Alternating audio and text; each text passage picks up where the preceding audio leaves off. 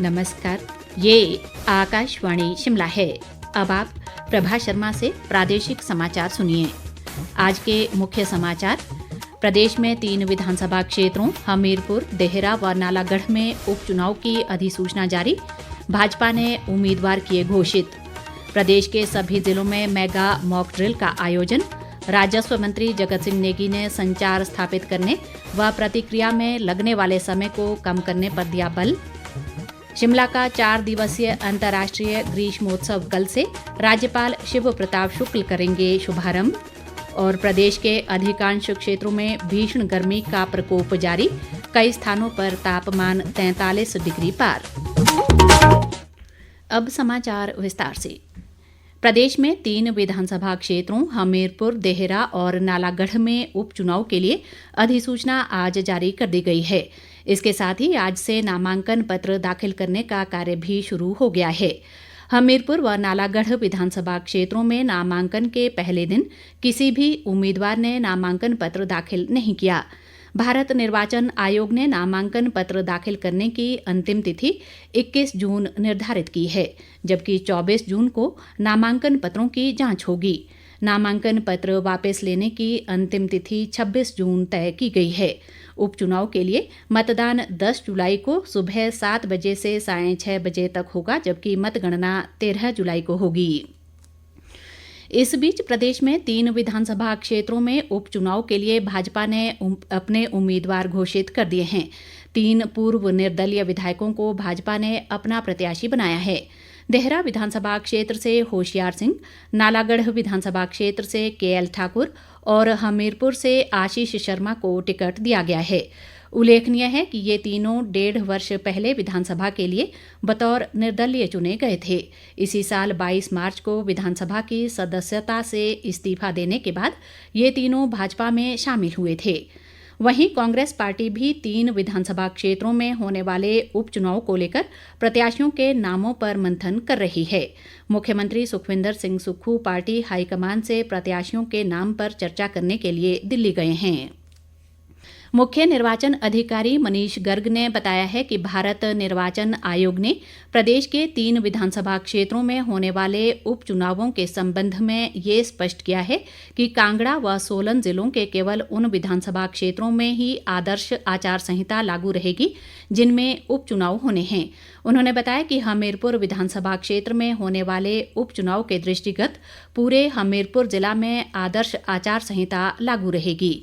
मुख्य निर्वाचन अधिकारी ने बताया कि कांगड़ा जिला के देहरा विधानसभा क्षेत्र, सोलन जिला के नालागढ़ विधानसभा क्षेत्र में ही आदर्श आचार संहिता लागू होगी, जबकि इन जिलों के बाकी क्षेत्र आदर्श आचार संहिता के दायरे में नहीं आएंगे। उन्होंने सभी से आग्रह किया है कि चुनाव प्रक्रिया की समाप्ति तक आदर्श आचार संहिता व भारत निर्वाचन आयोग द्वारा समय समय पर जारी दिशा निर्देशों का सख्ती से पालन करें। राज्य आपदा प्रबंधन प्राधिकरण द्वारा राष्ट्रीय आपदा प्रबंधन प्राधिकरण के सहयोग से आज प्रदेश के सभी जिलों में 85 स्थानों पर मेगा मॉक ड्रिल का आयोजन किया गया। राज्य सचिवालय शिमला में इसके लिए कमांड सेंटर स्थापित किया गया था। कमांड सेंटर में विभिन्न जिलों में हुई मॉक ड्रिल की निगरानी की गई।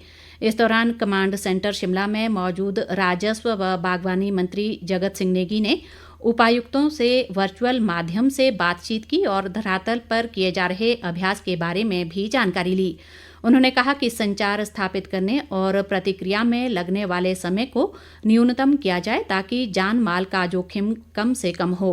बागवानी मंत्री ने मनाली, कुल्लू, मंडी और लाहौल जैसे आपदा संभावित क्षेत्रों में आपातकालीन स्थिति में सैटेलाइट फोन के माध्यम से संचार स्थापित करने पर भी बल दिया। जगत सिंह नेगी ने कहा कि आगामी समय में कई जगहों पर मौसम केंद्र भी स्थापित किए जाएंगे, जिससे आपदा का जोखिम कम करने में सहायता मिलेगी। जगत सिंह नेगी ने हिमस्खलन से संभावित खतरे को लेकर सेंसर तकनीक का इस्तेमाल करने पर भी बल दिया। उन्होंने कहा कि राज्य आपदा प्रबंधन प्राधिकरण में श्रम शक्ति को भी बढ़ाया जाएगा। एनडीआरएफ के वरिष्ठ सलाहकार मेजर जनरल सेवानिवृत्त सुधीर बहल ने सभी जिलों से मॉक ड्रिल के दौरान पेश आई चुनौतियों के बारे में जानकारी ली और समस्याओं के समाधान के सुझाव भी लिए। बिहार लोक सेवा आयोग से चयनित प्रशिक्षु अधिकारियों ने आज शिमला में विधानसभा अध्यक्ष कुलदीप सिंह पठानिया से शिष्टाचार भेंट की। ये 59 प्रशिक्षु अधिकारी हिमाचल प्रदेश लोक प्रशासनिक संस्थान फेयरलॉन शिमला में 4 दिन से प्रशिक्षण पर हैं। ये प्रशिक्षण भारत दर्शन कार्यक्रम के तहत चल रहा है। विधानसभा अध्यक्ष कुलदीप सिंह पठानिया ने प्रशिक्षु अधिकारियों को बताया कि हिमाचल प्रदेश विधानसभा देश की पहली कागज रहित विधानसभा है, जहां सारा कामकाज ऑनलाइन किया जाता है। उन्होंने सभी प्रशिक्षुओं को अपने राज्य में जनहित के कार्यों को तन मन से करने की सलाह दी। प्रादेशिक समाचार आकाशवाणी शिमला से प्रसारित किए जा रहे हैं।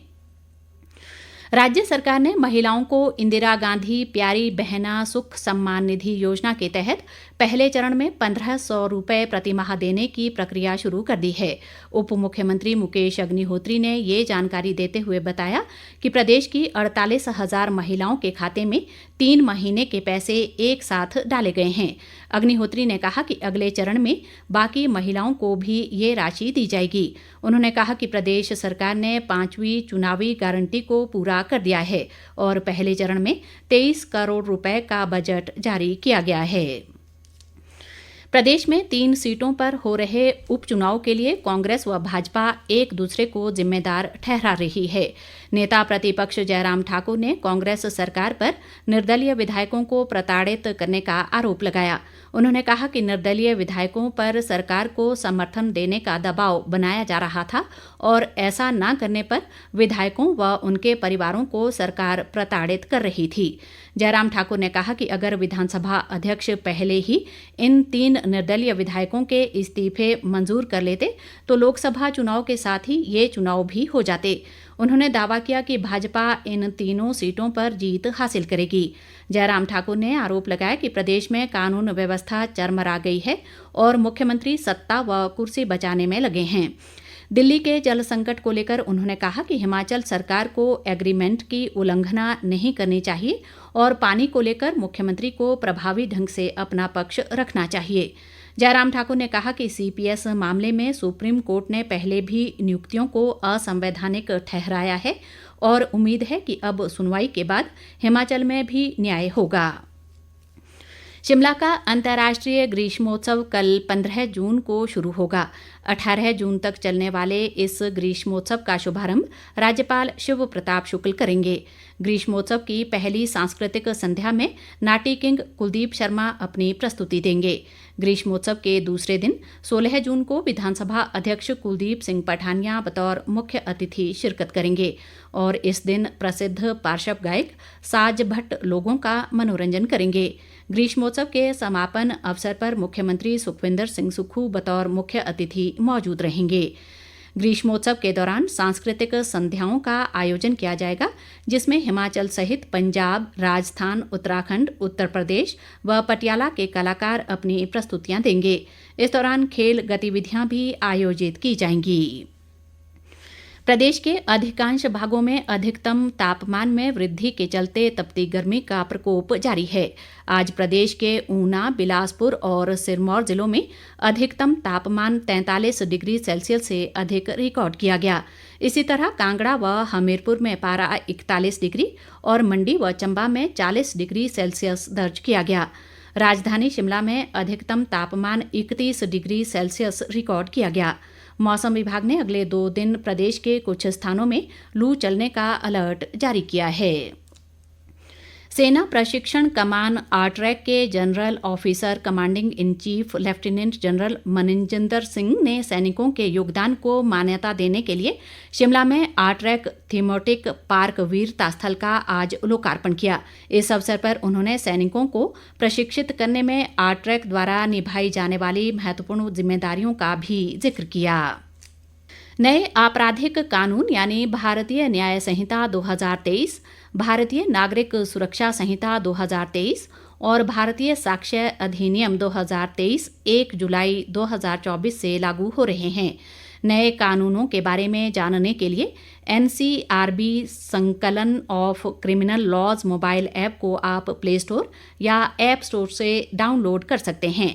ये ऐप एक व्यापक गाइड के रूप में कार्य करता है जो एक ही स्थान पर नए आपराधिक कानूनों के बारे में पूरी जानकारी प्रदान करता है। जायका वानिकी परियोजना के तहत स्पीति उपमंडल की महिलाएं सशक्तिकरण की मिसाल बन गई हैं। परियोजना के साथ जुड़कर 12 स्वयं सहायता समूहों की महिलाएं गलीचे व पारंपरिक परिधान दोहड़ू बनाने का बेहतरीन कार्य कर रही हैं। फॉरेस्ट रेंज ताबो व BMC सब कमेटी माने गोगमा के जोमसा और माने तंग स्वयं सहायता समूहों को परियोजना के तहत 12 खड्डी मशीनें वितरित की गईं। जायका वानिकी परियोजना के SMS आशुतोष पाठक ने बताया कि इन महिलाओं को गलीचा व दोहड़ू तैयार करने का प्रशिक्षण दिया गया है और ये महिलाएं पुश्तैनी व रोजगार संस्कृति को आगे बढ़ाकर आत्मनिर्भरता से आजीविका अर्जित कर रही हैं। अंत में मुख्य समाचार एक बार फिर। प्रदेश में 3 विधानसभा क्षेत्रों हमीरपुर, देहरा व नालागढ़ में उपचुनाव की अधिसूचना जारी। भाजपा ने उम्मीदवार किए घोषित। प्रदेश के सभी जिलों में मेगा मॉक ड्रिल का आयोजन। राजस्व मंत्री जगत सिंह नेगी ने संचार स्थापित करने व प्रतिक्रिया में लगने वाले समय को कम करने पर दिया बल। शिमला का 4 दिवसीय अंतर्राष्ट्रीय ग्रीष्मोत्सव कल से। राज्यपाल शिव प्रताप शुक्ल करेंगे शुभारंभ। और प्रदेश के अधिकांश क्षेत्रों में भीषण गर्मी का प्रकोप जारी। कई स्थानों पर तापमान 43 डिग्री पार। इसी के साथ ये समाचार बुलेटिन समाप्त हुआ। नमस्कार।